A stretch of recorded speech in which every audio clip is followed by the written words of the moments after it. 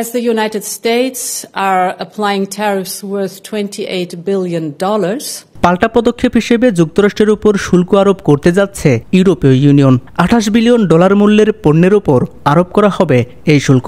বুধবার ইউরোপীয় ইউনিয়ন কমিশনের জানানো এই তথ্যে আশঙ্কা রয়েছে বাড়তে পারে বাণিজ্য যুদ্ধ। They are bad for business and worse for consumers.